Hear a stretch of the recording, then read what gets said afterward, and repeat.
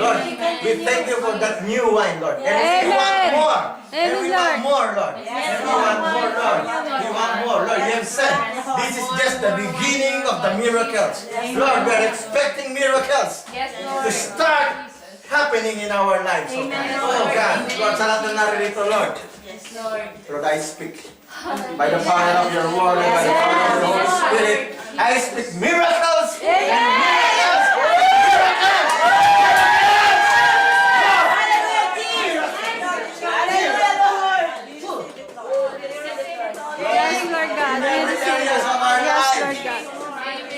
Miracles will be happening, Lord. Amen, Lord. Hallelujah. Oh, Lord, we thank you. Thank you, Lord. Lord God, thank you, Jesus. Lord, salamat. We thank you for this unspeakable joy. Amen. We thank you for this another experience that we have, Lord, that you have let us taste today. Amen, Lord God. Oh God, and we want to drink more. Yes, Lord. We want another drink, oh God. Yes, Lord. Another drink. Yes, Lord. Another drink. More, Lord. Yes, More of you, Lord.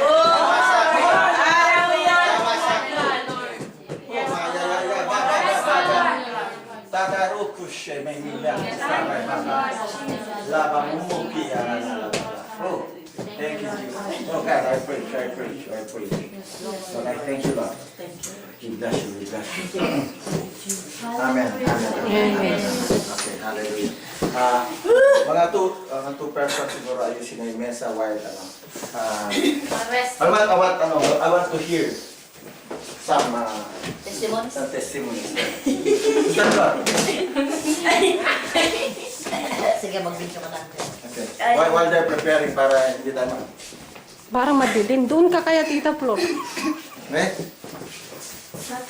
Yan. Madalas nating maranasan yung lahat ng spirit, pero iba't iba. Iba ngayon, it's a big difference na, alam mo yung buong katawan ko, electric. Electric talaga. And pag ako'y ayoko na, masakit na ito, masakit. Pero nag-start ko sa malalim, sa belly. Talagang it's full of joy. Hindi ka lang nakikitawa dahil tumatawa sila. No, it's very personal dealing ni Lord ng Holy Spirit sa ewan ko, basta sa akin it's a very personal yung naranasan ko. Madalas naman tayong kahit na nga sa jungle tayo, diba, yung gumulong-gulong tayo, tumatawa tayo ng laughing in the Spirit. But every time that the Lord will us, ng Holy Spirit, it's different. Ibang iba, yun. Gusto mong itigil pero hindi mo matitigil. Hindi mo talaga matitigil. Yan until yung mga iba siguro pag hindi kanila naiintindihan, first time ka nilang makikita ng ganon, they will really laugh at you, yung hindi na talagang nanggagaling lang sa lagang. Sila naririnig ko pero I don't care yung kung umaano. Basta ako lang yung sa sarili ko lang yung it's personal, very personal dealing ng Holy Spirit. Is na parang kung hindi mo maintindihan yung hindi nakakaalam.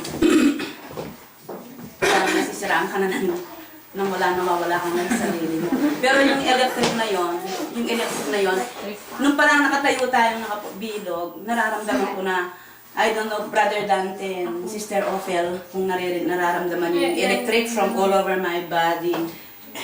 Even in my prayer at night, kung nararamdaman ko rin yun dito, from here and there. And then yung chilling ng body ko talagang, minsan nagtatanong din ako, bakit sila eh. Pero when I search yung mga teaching ni Benny Hinn, yung mga books ni Benny, meron akong nabasang Good Morning Holy Spirit sa book ni Benny Hinn. Na it's natural. It's natural na, because kahit na si Benny Hinn noon daw, sabi niya, nag-chill ang buong body niya. And wherever we go to the Lord na mag-pray siya, it's like talagang nag-groan siya, talagang umiiyak lang siya. Deep crying talaga, deep crying. So, yun ang experience ko. And I think it's the Holy Spirit. Amen. The Holy Spirit. Yung manifestation niya sa akin, nasa Kristo. Amen. Thank you, Lord, and all praises belong to our God. Amen. Amen. Tapos ko, nawawala. Ito, ako naman. Ano ko ba din? Hallelujah to God. Kasi, nag-circle tayo, sabi ni Lord, we give thanks to God. Sabi niya, nag-aaral si Pastor, linilians niya.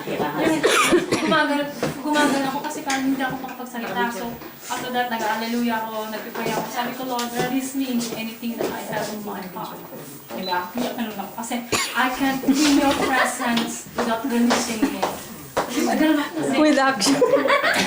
Ang sabi ko, Lord, with my own self, I can do nothing if you will not help me. So sabi ko, you will be the one to direct me kung anong mangyayari sa akin. So si Pastor, in-open ko yung eyes ko, linilatan siya yung mga iba, nandito na siya kay Kat. Kaya hindi ko maintindihan yung sarili ko, continuous kong nagtatangs. Kaya hindi ko naman, si Tita Flor, na ano ko yung feeling niya nagaganon. Ewan ko ni Jenny kung nagugulat na si Jenny sa akin dahil talagang convinced na nakapit ako. Though I know some tears on my, sa eyes ko na. So, hindi ko na siya mapigilan. Ando doon na nag-laughing na ako na nag-laughing. Eh, ang sakit pa talaga ng tiyan ko. Hindi ko na alam anong nangyari sa akin dito. Kapag wala akong pakialam. Diba? Kasi pag na-feel ka na ng Holy Spirit, hindi mo talaga makukontrol ang sarili mo. And I glory to God kasi talagang gutom ako kanina, physically. Alam ni Pastor yan. Naramigay niya. Kaya sabi kong gano'n, parang nawala lahat. Parang renewed, totally refreshed ka. Kaya I thank God for everything He's doing into my life. Sana He will continue pouring in more new ones in my life. Yung gutom ko, napalitan. Yes!